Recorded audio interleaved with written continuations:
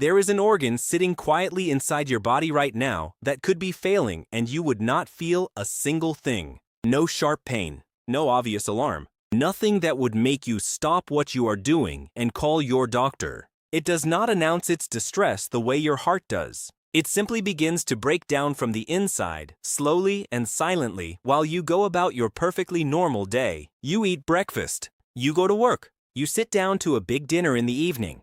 And the whole time, this organ is being pushed closer to the edge by habits you never thought twice about. I am Dr. Arthur Vance, and today I want to talk to you about the pancreas. Most Americans have heard the word, but very few truly understand what this organ does or how dangerously close to the edge so many of us are pushing it every single day. Over the past 30 years, the number of people living with chronic inflammation of the pancreas has more than doubled worldwide, and the average age at which this condition gets diagnosed has dropped from 50 years old down to 39. This is not a disease of the very elderly anymore. It is reaching people in the middle of their lives, and the habits driving it are ones that most people consider completely harmless. Before we get into the habits themselves, I want to make sure you understand why the pancreas matters so much. This organ is small, roughly the size and weight of a chocolate bar, but it carries out two of the most critical jobs in your entire body. The first is producing digestive enzymes. Without these enzymes, nothing you eat gets properly broken down. Not protein, not fat, not a single carbohydrate. Every meal you have ever eaten was only processed because your pancreas released the right chemicals at exactly the right moment.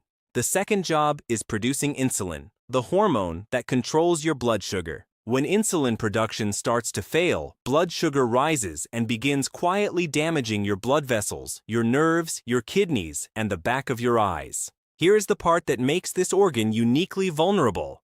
The enzymes the pancreas produces are powerful enough to break down meat, fat, and starch, which means they are also powerful enough to break down the pancreas itself. Under normal conditions, these enzymes stay safely inactive until they reach the small intestine. But when something goes wrong, when pressure builds inside the gland or the tiny internal tubes become blocked, these enzymes can activate while still inside the organ. They stop waiting for the intestine.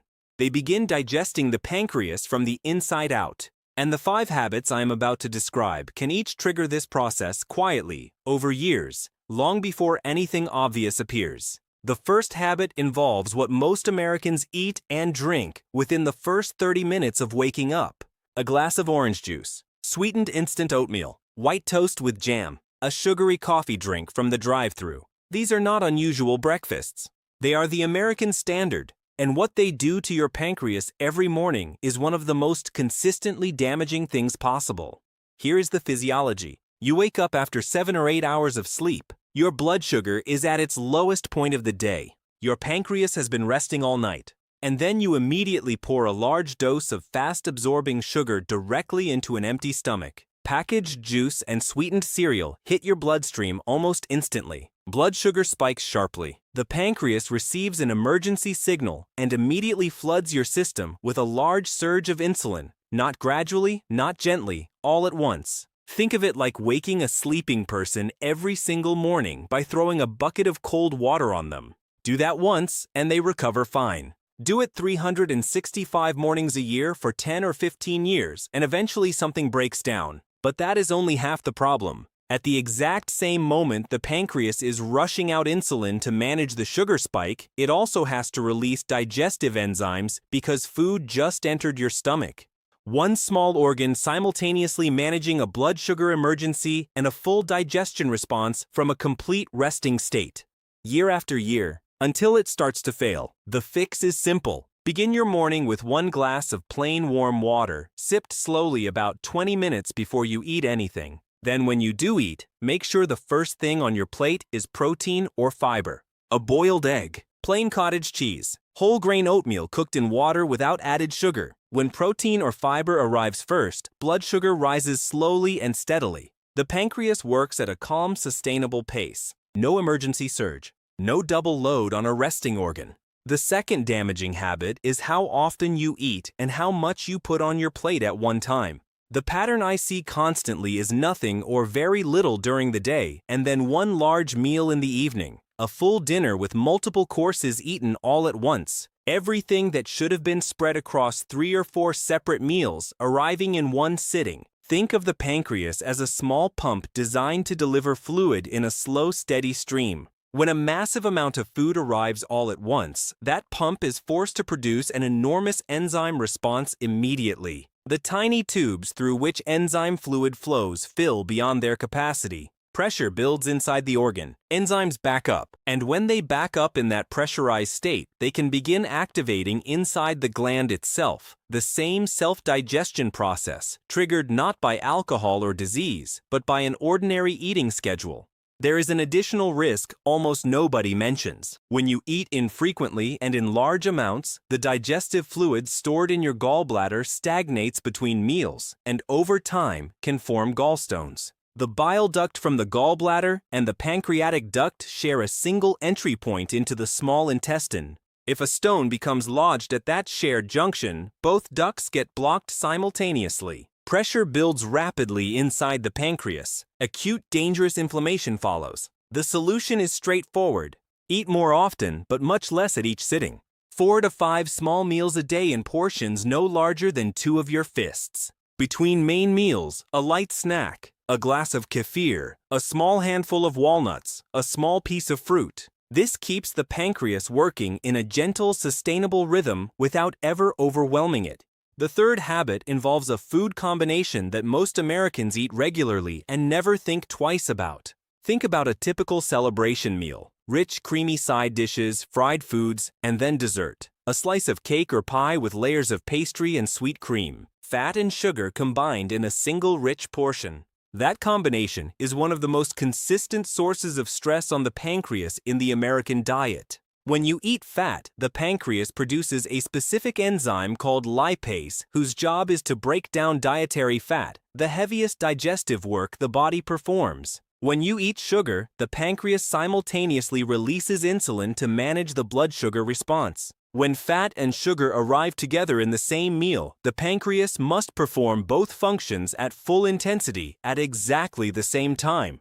Done occasionally, this is manageable. Done repeatedly year after year, it depletes the organ's reserves. Over time, something else begins to happen that almost nobody talks about. The pancreas starts developing fatty deposits, fat cells gradually replacing the healthy working tissue of the organ. As more functional tissue is replaced by fat, fewer cells are available to produce enzymes and insulin. This is precisely why so many Americans over 55 suddenly develop elevated blood sugar with no obvious explanation. The insulin-producing tissue has literally been infiltrated by fat, and the primary driver of that infiltration is the regular habit of combining fat and sugar in the same meal.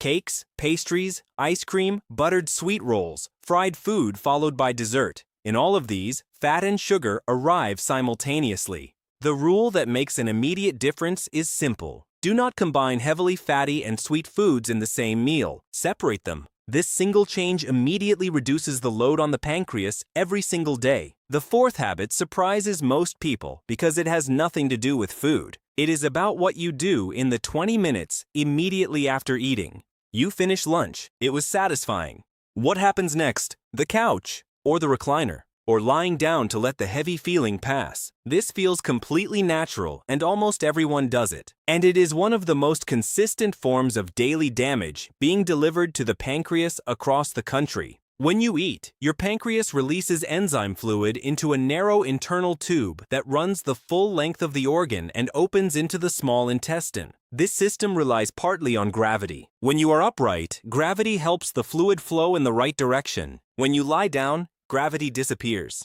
The flow slows, fluid pools in the duct, pressure rises inside the gland, and the enzymes that should be moving toward the intestine begin to back up and activate inside the organ itself. There is an additional problem. When you lie down after eating, stomach acid can flow backward and reach the shared junction where both the bile duct and the pancreatic duct empty into the intestine. Acid at that junction causes a spasm, a sudden tightening of the smooth muscle there, which blocks drainage further and traps enzymes inside the gland. Not occasionally, every single day after every meal you lie down from. Research shows that just 15 to 20 minutes of gentle walking after a meal improves the drainage of pancreatic secretions by 30 to 40%. At the same time, working muscles absorb glucose from the bloodstream without requiring insulin, which means blood sugar peaks are reduced as well. One simple action, two direct benefits. After you eat, stay upright and move gently for at least 20 minutes. Walk around the house. Do the dishes. Step outside. If walking is difficult, simply sit upright with a straight back. Just not horizontal in those first 20 minutes. And your last meal of the day should be finished at least 3 hours before you go to sleep. If you eat at 9 and lie down at 10, you get the full harmful combination every single night. The fifth habit is the one that surprises people most because it has nothing to do with food or body position at all. It is about chronic stress and anxiety. The connection between your emotional state and your pancreas is direct, physical, and runs through a structure called the vagus nerve. The vagus nerve is the longest nerve in the human body. It begins in the brainstem, travels down through the neck, wraps around the heart and lungs, passes through the stomach, and reaches the pancreas. It controls the organ directly, commanding it to release enzymes or hold back, to increase blood flow or reduce it, to relax the internal ducts or tighten them. It is a literal physical cable connecting your mental state to your pancreatic function every moment of every day. When you feel calm and safe, the pancreatic ducts stay relaxed, enzyme fluid moves freely in the right direction, and blood flow to the organ is healthy. When you live under chronic stress, worrying about finances, health, family, lying awake at night with thoughts running, your body shifts into fight or flight mode. Stress hormones flood the bloodstream. Blood gets redirected away from internal organs toward the large muscles. The pancreatic ducts go into spasm, blood flow to the gland drops, enzyme fluid stagnates, and then in this state of background tension, you sit down and eat.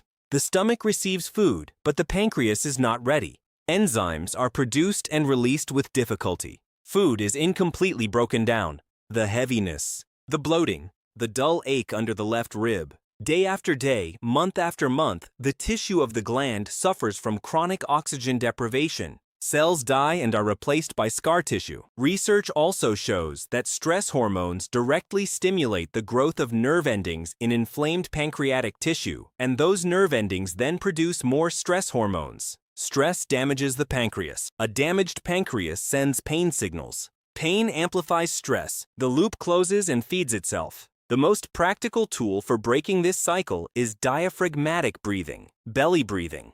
Here is exactly how to do it. Sit comfortably and place one hand on your chest and the other on your belly just below the navel. Breathe in slowly through your nose for a count of 4. Your belly should rise. The hand on your belly moves outward. The hand on your chest stays mostly still. Hold gently for a count of 2. Then exhale slowly through your mouth for a count of 6. The exhale is longer than the inhale. This is essential. Do 5 to 7 cycles 3 times a day, before breakfast, before lunch, and before sleep.